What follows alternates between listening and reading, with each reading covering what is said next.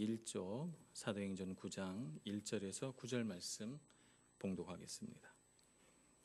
사울이 주의 제자들에 대하여 여전히 위협과 살기가 등등하여 대제사장에게 가서 다메섹 여러 회당에 가져갈 공문을 청하니 이는 만일 그 도를 따르는 사람을 만나면 남녀를 막론하고 결박하여 예루살렘으로 잡아오려 함이라. 사울이 길을 가다가 다메섹에 가까이 이르더니 호련히 하늘로부터 빛이 그를 둘러 비추는지라. 땅에 엎드러져 들음에 소리가 있어 이르되 사울아 사울아 내가 어찌하여 나를 박해하느냐 하시거늘 대답하되 주여 누구시니까 이르시되 나는 내가 박해하는 예수라. 너는 일어나 시내로 들어가라. 내가 행할 것을 내게 이를 자가 있느니라 하시니 같이 가던 사람들은 소리만 듣고 아무도 보지 못하여 말을 못하고 서 있더라. 사울이 땅에서 일어나 눈은 떴으나 아무것도 보지 못하고 사람의 손에 끌려 다메섹으로 들어가서 사흘 동안 보지 못하고 먹지도 마시지도 아니하니라. 아멘. 찬양대의 찬양으로 하나님께 영광 돌리겠습니다.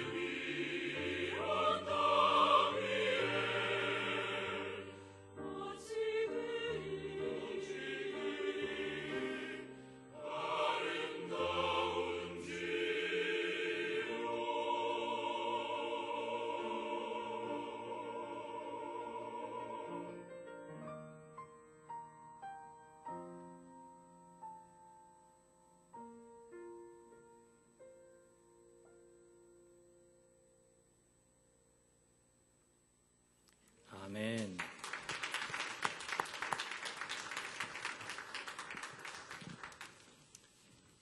하나님을 찬양하는 찬양에는 위로와 치유의 능력이 있는 것을 믿으십니까? 주님께서 우리를 치료하고자 하실 때 항상 우리 입술에 찬양을 주십니다. 그래서 우리가 마음이 울적하거나 괴로운 일이 있을 때 세상 노래로는 잘 치유가 안 돼도 주님의 찬양이 우리 입술에서 흘러나오면 우리 마음이 치유가 되는 것 같아요. 우리가 내 문제 갖고 씨름하고 막 해결하고 하려고 할 때는 그 근심에서 벗어나지 못하는데, 그냥 그 일이 어떻게 되든지 일단 잊어버리고 하나님을 높이고 하나님을 바라보면 내 근심하던 문제가 저절로 해결되는 것을 경험합니다. 그래서 우리가 찬양하는 것을 자꾸 배워야 돼요. 내가 진짜 노래를 잘하느냐 못하느냐, 은사가 있느냐 없느냐 말고 정말 우리의 삶에 찬양이 있어야 될 줄로 믿습니다.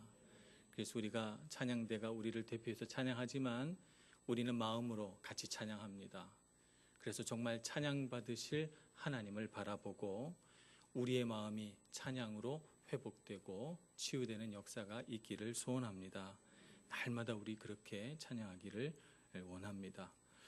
오늘 사울의 회심 사건은 초대교회의 어떤 부흥의 역사와 또 초대교회가 쭉 지금까지 걸어왔던 사역의 어떤 흐름에 비추어 봤을 때는 굉장히 독특한 사건이라는 것을 우리가 알아야 합니다.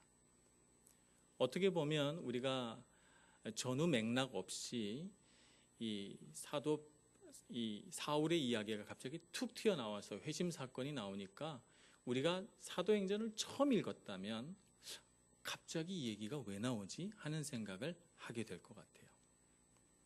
왜냐하면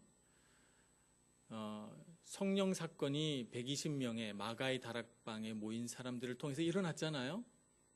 그래서 이 120명의 사람들 중에 예수님을 따랐던 12명의 제자들, 또 그 제자들과 함께했던 많은 사람들, 그래서 사도 베드로와 요한과 야고보와 뭐 이런 분들, 또 초대교회 안에서 세운 집사들, 그래서 스데반과 빌립과 등등의 사람들, 이런 사람들이 주축이 돼서 교회 안에 엄청난 부흥을 가져왔습니다. 그래서 5,000명이 부흥되고 3,000명이 부흥되고 계속해서 교회가 성장해 왔는데, 이 사울이라고 하는 사람은 이후에 매우 복음이 전파되는데 지대한 역할을 미치는 사람이긴 하지만 교회 안에서 큰 사람도 아니요, 예수님을 따랐던 제자도 아니요, 어떻게 보면 굉장히 이질적인 그런 배경을 가진 사람으로서 갑자기 예수님의 부르심을 받게 됩니다.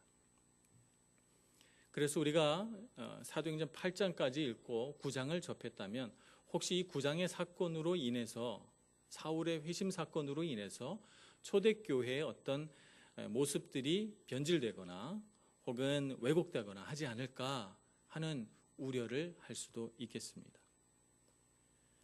그러나 교회 안에서 영향을 받지도 않고 사도들에게 영향을 받지도 않고 매우 독특하게 부활하신 예수님께서 직접 선택하여 부르신 이 사울로 인해서 초대교회는 왜곡되지도 변질되지도 않은 채 오히려 조화롭고도 더 풍부하게 사도행전 1장 8절의 말씀, 오직 성령이 너희에게 임하시면 너희가 권능을 받고 예루살렘과 온 유다와 사마리아와 땅끝까지 이르러 내 증인이 되리라 하신 이 말씀이 매우 놀랍게 이 사울이라고 하는 사람을 통해서 선포되는 것을 경험하게 됩니다.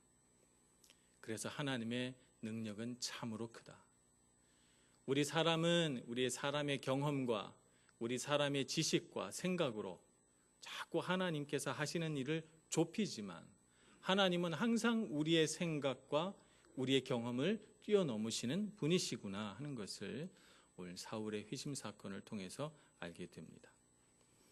말씀 속으로 들어가 볼까요?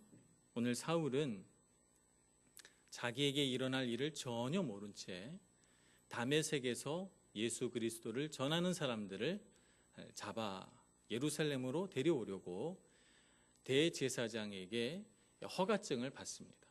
공문을 보내서 권한을 위임받는다 하는 위임장을 받은 것 같아요. 그래서 가서 잡아오죠. 다메섹으로 가면 예수 믿는 사람들을 다 잡아와야지 하는 이런 마음으로 그가 예루살렘을 출발했으니까 그가 갖고 있는 이 기세, 살기등등한 어떤 그런 마음, 이런 것이 아마 그 자신과 그 주변 사람들에게 아주 굉장히 진하게 나타났을 것 같습니다. 다메섹에 거의 다 왔을 때 갑자기 하늘로부터 빛이 비추어져서 깜짝 놀라 사울은 땅에 엎드러지고, 그리고 빛 가운데서 말씀하시는 예수님의 음성을 듣게 됩니다. 이 예수님의 음성이 그치고 빛이 사라지고 난 후에 사람들이 사울을 일으켜 보니까 이 사울이라고 하는 사람이 눈은 떴으나 볼 수는 없게 된 거예요. 눈뜬 장님이 된 거죠. 그래서 사람들이 그를 끌고 다메섹에 가서 머물게 되는데 그가 3일 동안 보지 못한 것은 자신의 의지는 아니지만 그가 3일 동안 먹지도 않고 마시지도 않으면서 자기에게 말씀하신 예수 그리스도를 묵상하고 자기에게 일어난 이 놀라운 일들 속에서 회심하고 회개하여 하나님 앞에 돌아오게 됩니다. 오늘 예수님께서 그에게 빛으로 나타나셨다는 것을 우리가 한번 잘 생각해 볼 필요가 있습니다. 나중에 사도 바울은 이 예수 그리스도를 만난 사건을 사도행전 안에서 이제 사도행전 9장 말고 22장에서 한 번, 또 26장에서 한 번, 두 번 더 언급을 하게 되는데요. 26장에 가서 그는 자기의 회심 사건을 이렇게 말합니다. 한번 볼까요? 사도행전 26장 18절 말씀을 보겠습니다.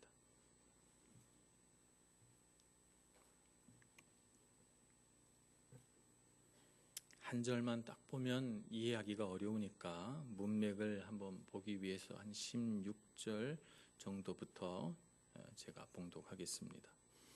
일어나 너의 발로 서라. 내가 네게 나타난 곳은 곧 네가 나를 본 일과 장차 내가 네게 나타날 일에 너로 종과 증인을 삼으려 함이니 이스라엘과 이방인들에게서 내가 너를 구원하여 그들에게 보내어 그들을 그 눈을 뜨게 하여 어둠에서 빛으로 사탄의 권세에서 하나님께로 돌아오게 하고 죄사함과 나를 믿어 거룩하게 된 무리 가운데서 기업을 얻게 하리라 하더이다. 이렇게 고백합니다. 그러니까 사도 바울이 된 이 사울은 예수님의 부르심을 따라서 어떤 명령을 받게 되냐 하면 사람들을 어둠에서 빛으로 옮겨야 되는 그런 사명을 받았고 사탄의 권세 아래 있던 사람들을 하나님의 다스림 안으로 옮겨놓는 그런 사명을 받았다는 거예요. 그래서 하나님께서는 예수 그리스도를 보내어 이 사울이라는 사람을 부를 때 빛으로 그를 부르신 것입니다. 빛 가운데 그에게 나타나셨어요. 그래서 사울에게 있는 이 어둠을 몰아내는 것이죠. 이 어둠을 몰아내고 빛으로 나오라라고 하는 상징을 그에게 보여주고 있는 것입니다. 이 사울이라고 하는 사람은 어떤 어둠 속에 있었을까요? 그가 눈이 어둡거나 시력이 안 좋거나 이런 것이 아니고 그에게는 영적인 어두움이 있었어요. 첫째는 하나님의 사랑에 대해서는 잘 알지 못한 채 자신의 선한 행동, 말하자면 율법을 열심히 지켜서 완전한 사람처럼 보이는, 율법에 대하여 한 점 잘못한 것이 없는 철저한 유대인, 바리새인으로 살아가는 것이 자기의 구원인 줄 알은 거예요. 이것이 그에게는 하나의 어둠이고, 또 하나는 자기 마음속에서 끊임없이 일어나는 죄된 생각들을 간과하고 그런 것은 가볍게 여기고 오히려 사람들 앞에서 겉으로 드러나는 의로운 행위들만 아주 중요하게 여겨서 내가 이런 의롭고 선한 행동들을 많이 하니까 내 안에 내 마음속에 일어나는 죄는 가볍게 여겨도 된다는 이런 생각을 가지고 있었던 것이 그에게 있는 두 번째 어두움입니다. 그렇게 자신을 포장하고 살아왔기 때문에 그는 그리스도인들을 보면서 자신에게 하등 해를 끼친 사람들도 아닌데 자신은 의로운 사람이고 의로운 사람으로서 누구든지 판단할 수 있는 권리가 있는 사람이라고 생각했기 때문에 살기 등등해서 이 그리스도인들을 잡겠다고 지금 다메섹으로 가는 중이었단 말입니다. 그런데 사울에게 있는 이 영적인 어두움을 주님께서 보시고 예수님이 직접 그 앞에 나타나셔서 사울아 사울아 이렇게 부릅니다. 이렇게 두 번 부른 이 예수님의 마음을 이렇게 성경을 읽으면서 생각을 해보면 참 안타까우셨을 것 같아요. 또 불쌍히 여기셨던 것 같기도 하고요. 그래서 또 사랑하는 마음도 이 두 번 부르는 그 부름 속에 있는 것 같습니다. 사울아 사울아 안타깝고 가여우면서도 사랑하는 마음을 듬뿍 담아 주님이 사울을 부르십니다. 내가 어찌하여 나를 박해하느냐. 내가 너를 위하여 목숨을 바쳐 사랑하였건만 너는 어찌하여 나를 박해하느냐. 사실 사울이 박해한 것은 예수님은 아니에요. 예수님은 이미 돌아가셨고 부활하셔서 하늘에 계시고, 사울이 박해한 것은 예수님의 제자들이죠. 예수님의 제자들 혹은 제자의 제자들을 박해했습니다. 그러나 예수님은 예수님의 제자들을 박해한 것을 자신을 박해한 것으로 생각하시고 너무 가슴 아프게 사울을 바라보고 계셨던 것입니다. 예수님께서는 이 땅에 오셔서 정말 예수님이 목표하신 것은 단 하나, 십자가의 죽음과 그것으로 인한 죄사함의 놀라운 은총을 우리에게 베푸는 것이지만, 그러나 예수님께서 오셔서 날마다 예수를 뒤따르는 사람에게 촉구했던 것은, 요구하고 요청했던 것은 뭐냐 하면 회개하라라고 하는 것이었습니다. 회개하라, 하나님의 나라가 가까웠도다. 그러니 어서 회개하고 하나님 앞으로 돌아오라. 초대교회는 이런 예수님의 명령을 재해석해서 이렇게 가르칩니다. 회개하고 주 예수를 믿으라. 그리하면 구원을 받으리라. 그리하면 죄사함을 얻으리라. 이렇게 말하지요. 그래서 예수 그리스도와의 관계 안에서 우리가 날마다 요청받는 사실은 뭐냐 하면 주님 앞으로 돌아오라는 거예요. 회개하고 회심하고 주님 앞으로 오라는 것이죠. 오늘 예수님을 만난 사울은 그 이후에 마음이 어떻게 변했는지 전혀 표현하지는 않지만 그가 3일간 금식하는 걸로 봐서 그가 깊은 회개 가운데 들어갔다는 것을 우리가 알 수가 있습니다. 왜냐하면 구약 전통을 따르면 율법을 따르는 사람으로서 회개의 방법이 몇 가지가 있는데, 그 첫째가 금식이고, 두 번째는 베옷을 입는 것이고, 세 번째는 재를, 나무 탄 재를 머리에 뒤집어 쓰거나 재 위에 앉아 있는 것이고, 그리고 또 다른 하나는 통곡하며 하나님 앞에 기도하는 것입니다. 이런 것들이 자신이 회개했다는 표시인데, 사울은 3일간 먹지도 않고 마시지도 않으면서 그 캄캄한 어둠 속에서 자신의 어둠이 얼마나 깊었고 예수 그리스도를 향하여 얼마나 큰 죄를 지었는가 하는 것을 회개하면서 주님께서 말씀하신 그 사람이 올 때를 기다립니다. 이와 같은 회심과 회개의 역사는 사울이라고 하는 이 사람에게만 허락된 것은 아니었어요. 우리는 흔히 이런 회심 사건을 볼 때마다 사울이니까 이 사람은 사도 바울이 될 사람이니까 이런 회심 사건이 일어났지, 이렇게 생각합니다. 그러나 우리가 기독교 역사를 살펴보면 수많은 회심의 역사들이 있었어요. 밀라노에서 제일 유명한 사람이라고 하면 두 분이 계시죠. 암브로시우스하고 아고스티노하고 두 분이 계십니다.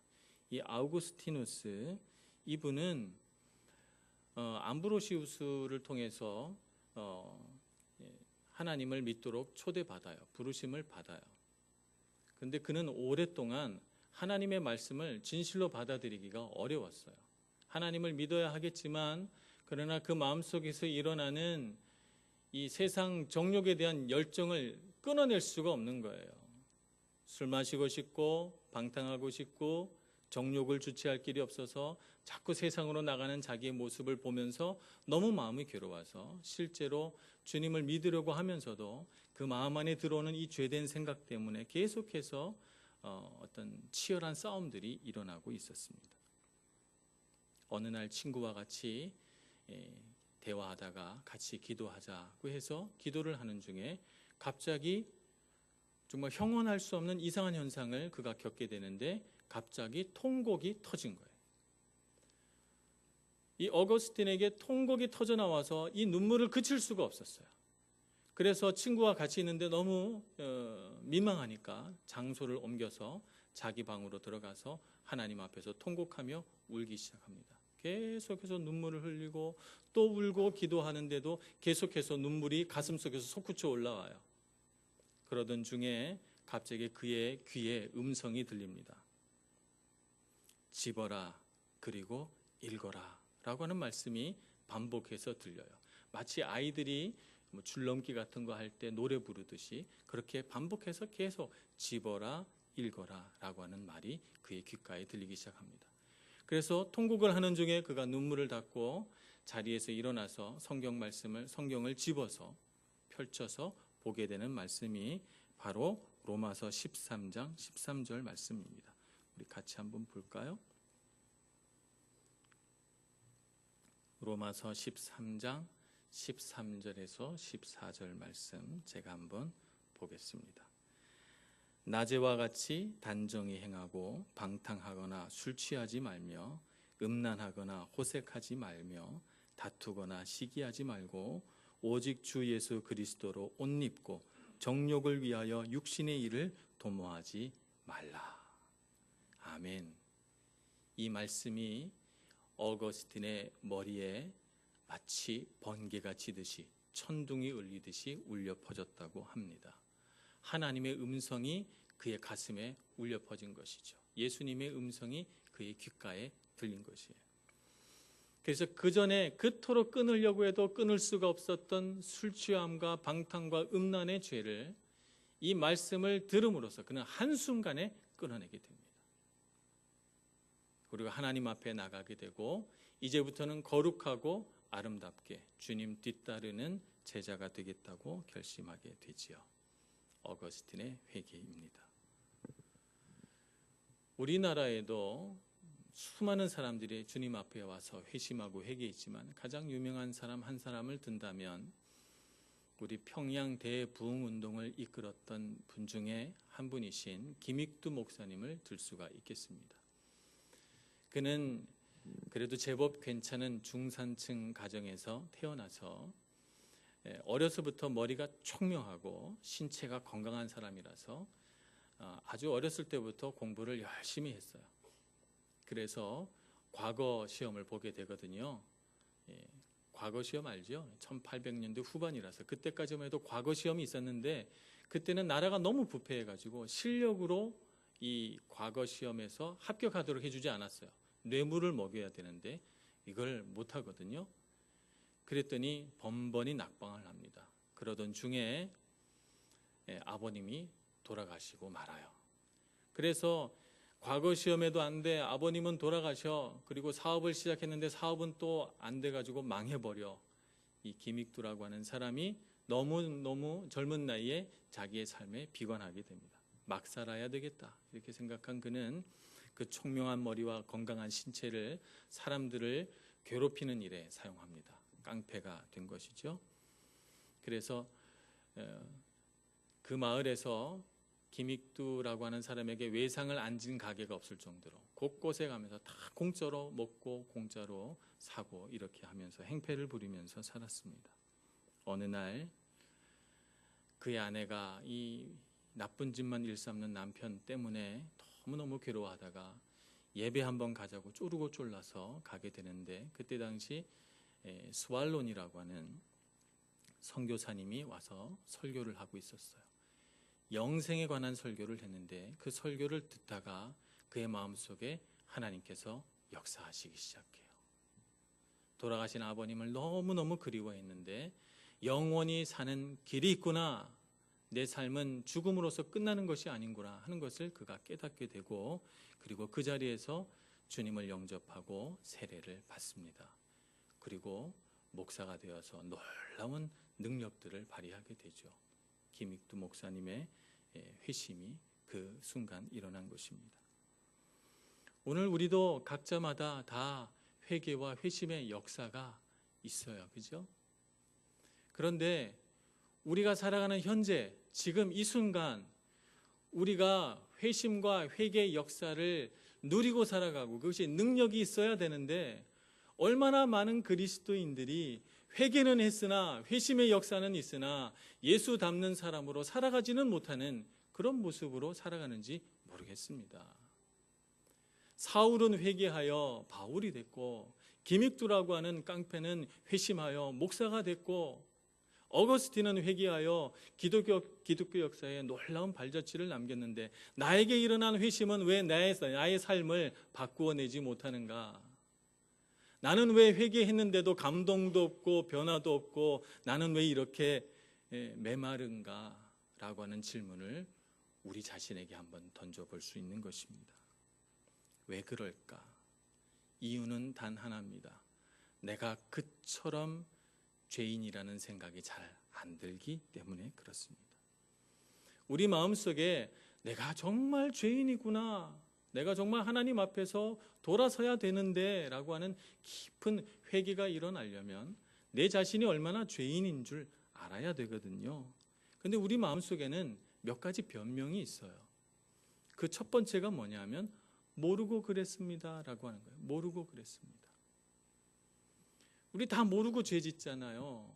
알고 죄 짓는 사람은 다 감옥에 가 있죠. 다 모르고 죄 지어요. 알고 일부러 죄 지으면 정말 우리 마음이 괴로울 텐데, 우리 사실 많은 우리의 죄들은 모르고 짓는 죄예요. 모르고 짓는 죄까지 회개하라고 하니까, 그것도 너의 잘못이라고 하니까 괜히 우리 마음속에 억울한 생각이 드는 거예요. 아니, 모르고 지은 죄까지 회개하라고요? 거기까지 회개해야 됩니까? 이런 생각이 드니까 하나님 너무 많은 걸 요구하시는 게 아닐까 하는 생각이 들어서, 죄인이라고는 생각하지만, 나도 모르고 지은 죄 있다고 생각하지만, 그러나 그것 때문에 내가 가슴을 치고 회개하지는 않습니다.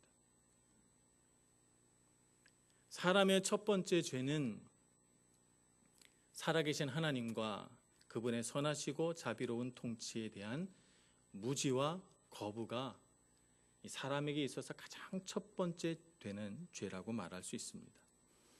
이 죄는 에덴 동산에서 가장 먼저 발견되어집니다. 하나님께서 이 세상을 선하고 자비로운 생각과 계획 안에서 만드셨거든요. 천지를 창조하시고, 그리고 에덴 동산을 만드시고, 이 에덴 동산은 아담과 하와가 하나님의 이 선하시고 자비로우신 생각을 잘 받들어서 다스리라고 그 에덴 동산에 대한 통치를 위임합니다. 그래서 그 에덴 동산을 잘 가꾸는데요, 문제는 하나님께서 먹지 말라 한 선악과를 바라보면서 그의 마음속에 하나님의 선하신 계획과 하나님의 선하신 뜻에 대한 의심이 생겨나는 거예요. 하나님께서 정말 먹으면 안 되니까 먹지 말라고 한 것이고, 먹으면 죽으니까, 먹으면 반드시 죽으리라 이렇게 말씀하신 것인데, 그걸 의심하는 거예요. 그걸 의심하고 어떻게 생각하는가 하면, 이것을 먹는 날에는 눈이 밝아져 하나님과 같이 될 줄 알고 우리가 하나님처럼 될까 봐 하나님께서 못 먹게 하신 거 아닐까, 이렇게 의심하는 것이죠. 이렇게 하나님의 선하신 통치와 그분의 자비로우신 계획과 생각에 대한 의심에서 하나님의 다스리심을 거부하는 마음이 생겨나고, 그래서 하나님의 다스리심을 거역하면서 우리 인류 최초의 죄가 생겨난 것입니다. 그래서 사람은 이 세상을 살면서 끊임없이 우리 마음 안에 들어오는 생각이 뭐냐면, 내가 하나님 되고 싶고 내 마음대로 살고 싶고 하나님 없이 살아도 괜찮네 라고 하는 생각이에요. 하나님 없이 살아도 괜찮네. 하나님 간섭 없이, 하나님의 다스리심 없이, 그분의 앞에 순종하는 거 그런 거 없이도 나는 얼마든지 잘 살 수 있다는 터무니없는 자신감이죠. 하나님께 순종하며 살고 싶지 않기 때문에 그래서 우리가 하나님에 대하여 알려고 하지 않는 것입니다. 우리의 무지가 괜히 무지가 되는 것이 아닙니다. 하나님께 순종하고 싶지 않은 마음에서 하나님을 알려고 하지 않는 마음이 나오는 것이죠. 그래서 어떤 신학자는 사람이 하나님을 알 수 없는 것이 아니라 알기를 거부하고 있는 것이다, 이렇게 표현합니다. 그런데 하나님을 거부하고 살면 우리가 행복하지 않아요. 그걸 우리가 어떻게 하는가? 우리 안에 있는 하나님이 창조하신 선한 양심이 우리에게 괴로움을 호소하기 때문에 그렇습니다. 내 마음대로 살고 내가 하고 싶은 대로 하고 하나님의 다스리심과 상관없이 내가 살았는데 행복하지 않아요. 기쁘지 않고 근심과 걱정과 두려움과 불안이 늘 나를 내리누릅니다. 하나님을 거부했기 때문에라고 생각하지 않죠. 내가 하나님의 다스리심에 순종하지 않고 내 마음대로 살았기 때문이라고 생각하지 않고 계속해서 내 마음대로 살고 하나님을 알려고 하지 않는 마음을 고수합니다. 그래서 우리 인생이 고통과 괴로움에서 벗어나지 못하는 것입니다. 그래서 우리가 주님 앞에서 모르고 그랬습니다 라고 말하는 것이 하나님 앞에서 얼마나 부끄러운 변명인지 몰라요. 모르고 그랬습니다가 하나님 앞에서는 정말 부끄러운 변명이에요. 사실은 하나님을 알려고 하지 않았습니다. 하나님을 알려고 하지 않고 하나님의 다스리심을 거부하며 살아왔습니다. 저는 참 죄인이군요 라고 고백해야 마땅한데, 하나님 모르고 지은 죄까지 고백하란 말입니까? 하나님 모르고 지었는데 어떻게 하란 말입니까? 라고 말하면서 마치 죄를 짓고도 죄가 없는 것 마냥, 회개할 것이 너무너무 많은데 회개할 것이 없는 것 마냥 우리가 주님 앞에 서 있는 건 아닐까? 그래서 우리가 죄인이면서도 죄인인 것을 모르는 것은 아닐까 하는 생각을 해봅니다. 두 번째는 나는 착한 사람입니다 라고 하는 생각이에요. 난 착하게 살았습니다. 다 착하게 사시죠. 착하지 않으신 분들이 어디 있습니까? 사실 착하지 않은 분들은 다 교도소에 가 계시죠. 거기 다 계십니다. 우린 다 착한 사람들이에요. 우리는 다 착하게 살기를 원하고, 제가 보면 악하게 살려고 마음먹은 사람은 잘 없어요. 정말 그런 사람은 드물어요. 악하게 살려고 마음먹는 사람은 정말 위험한 사람이죠. 심지어는 깡패 같은 사람도 착하게 살려는 마음이 있어요. 근데 착하게 살려고 하는데 정말 나는 내 마음속 깊은 곳엔 다 착한 마음이 있는데, 그런데 주변 사람들이 힘들어하고 상처받기도 해요. 그럼 왜 그럴까요? 난 착한 사람이고 착하게 살려고 노력하는데 말입니다. 이런 우리 삶의 아이러니를 예수님께서는 한마디로 딱 정의를 해주셨어요. 마태복음 26장 41절에 마음에는 원이로되 육신이 약하도다. 마음으로는 착하게 살고 싶어요. 근데 삶이 안 따라주는 거예요. 착하게 살고 싶은 이 삶이 말입니다. 착한 마음을 가지고는 있으나 육신이 약한 우리, 이것을 말하자면 착하게 살고 싶은 마음의 소원은 있으나 그렇게 살도록 우리를 이끌어가는 선한 의지력은 무력화된 우리의 죄된 상태를 말하는 것입니다. 아무리 착하게 살고 싶어도 착하게 살 수가 없어요. 우리의 절망감을 우리가 잘 깨달으려면 우리가 가장 사랑하는 사람을 보면 됩니다. 내가 내 몸으로 낳은 자식을 우리가 바라봅니다. 내 생명을 바쳐도 아깝지 않은 자녀예요. 얼마나 사랑하는지 몰라요. 물질도 주고 내가 할 수 있는데 내 모든 삶의 에너지를 다 줘서 이 아이만 잘 될 수 있다면 난 뭐든지 할 수 있을 것 같아요. 그래서 이 자녀를 키웁니다. 그래서 키워놨더니 이 자녀가 성인이 돼서 아버지 혹은 어머니 앞에 나와서 말합니다. 상처받았대요. 상처받았답니다.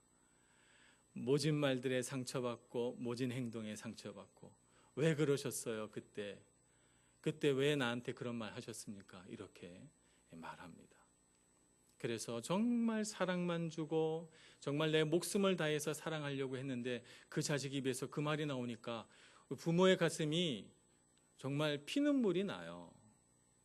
아, 내가 정말 사랑하면서 이렇게 키우려고 했는데 왜 그게 안 됐을까 하는 후회가 남고, 왜 착하게 살면서 내 자식에게 좋은 것만 주려고 했는데 그게 안 됐을까 생각을 하죠. 자녀들은 어떻습니까? 정말 부모를 사랑하고 부모가 많은 사랑을 주니까 그 사랑 기뻐하면서 살아가면서 부모에게 가장 좋은 것들을 드려야 하잖아요. 근데 어느 날 부모가 연세가 들어서 병에 걸리거나 혹은 돌아가시게 되면 자녀들은 눈물을 흘립니다. 그때 그 말 하지 말걸. 그때 내가 아버지에게 어머니에게 조금 더 잘할 걸. 이런 생각하면서 정말 부모에게 사랑하는 마음, 고마운 마음, 감사한 마음 표현하지도 못하고 아름답고 좋은 행동으로 드리지도 못했던 자기의 삶을 떠올리게 됩니다. 우리는 왜 그렇습니까?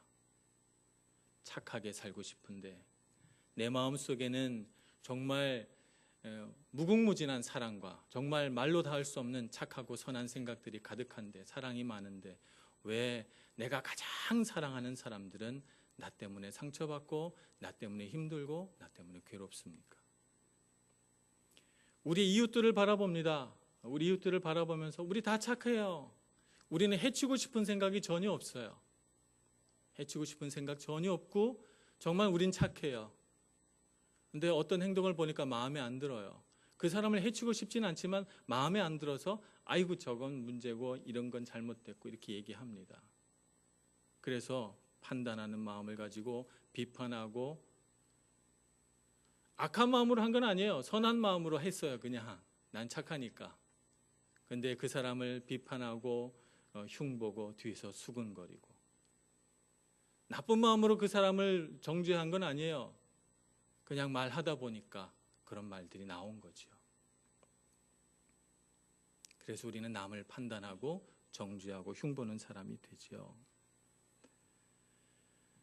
우리에게 착한 사람으로 살 능력이 없다는 것을 우리가 알아야 됩니다.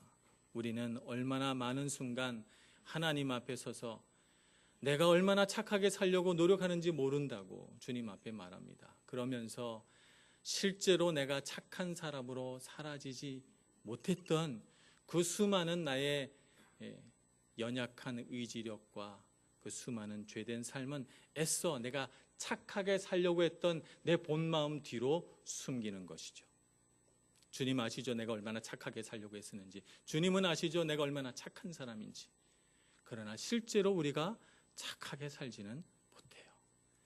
도덕과 법률을 어기지는 않지만, 그러나 도덕과 법률을 어기지 않는 범위 내에서 우리가 얼마나 많은 죄를 짓는지 모르겠습니다. 사울은 참 죄를 많이 졌습니다. 주님 앞에.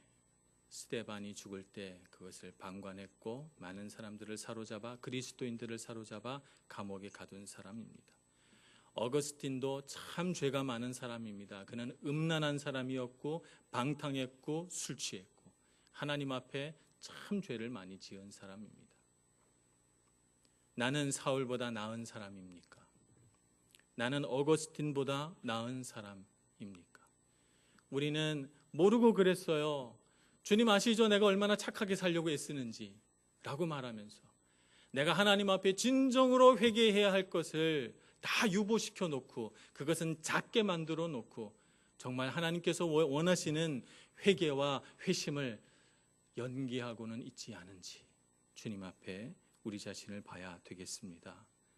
주님께서는 이런 나를, 내가 내 죄도 깨닫지 못하고 내 죄를 회개하지도 못한 그때에, 내가 태어나기도 훨씬 전에 나의 죄를 하나님은 예수 그리스도 자신의 아들에게 전가시켜서 내가 받아야 할 형벌을 예수님이 받게 하고 내가 죽어야 할 죽음을 예수님이 죽게 하고 하나님은 예수 그리스도 안에서 나를 벌하셨던 것이죠. 그리고 지금 나는 이렇게 회개하지도 않고 회심하지도 않고 살아가는 나는 예수 그리스도로 인하여 너는 정죄함이 없다고, 너는 거룩한 하나님의 아들이라고, 거룩한 하나님의 자녀라고 선포하시면서 내게로 오라 부르십니다. 우리가 주님 앞에서 드려야 할 것이 무엇입니까? 진정한 회개 아니겠습니까? 주님의 그리스도의 그 핏값이 헛되지 않도록 회개해야 되지 않겠습니까? 로마서 5장을 한번 보겠습니다. 로마서 5장 6절에서 8절 말씀을 보겠습니다. 우리 다 같이 한번 읽어보겠습니다. 로마서 5장 6절에서 8절 말씀 시작. 우리가 아직 연약할 때에 기약대로 그리스도께서 경건하지 않은 자를 위하여 죽으셨도다. 의인을 위하여 죽는 자가 쉽지 않고 선인을 위하여 용감히 죽는 자가 혹 있거니와 우리가 아직 죄인 되었을 때에 그리스도께서 우리를 위하여 죽으심으로 하나님께서 우리에 대한 자기의 사랑을 확증하셨느니라. 아멘. 주님의 사랑은 이미 우리에게 분명히 나타났습니다. 이제 우리가 주님의 사랑에 응답해야 할 때입니다. 나는 죄가 조금밖에 없어요 라고 말하지 말고 나는 참으로 죄인입니다 라고 고백하면서 나를 위해 죽으신 주님의 십자가가 부끄럽지 않도록 날마다 회개하며 회심하며 주님 앞으로 돌아오는 저와 여러분 되기를 간절히 소원합니다. 기도하겠습니다. 자비로우신 하나님, 참으로 우리가 우리의 위선된 신앙생활 속에서 우리를 감추고 변명하며 살아왔습니다. 주님께서 돌아오라고 우리의 이름을 부르고 또 부르면서 우리를 기다리시는데 주님의 그 기다리심 앞에 나중에 가겠다고 계속해서 주님의 그 부르심을 연기하며 살아왔습니다. 주님 앞에 엎드립니다. 회개합니다. 주님 저희들을 용서하여 주시고 다시 한번 그리스도의 보혈로 씻어주셔서 주님 앞에서 새 사람 되고 변화되어 거듭난 인생을 살아가도록 인도하여 주시옵소서. 예수님의 이름으로 기도합니다. 아멘.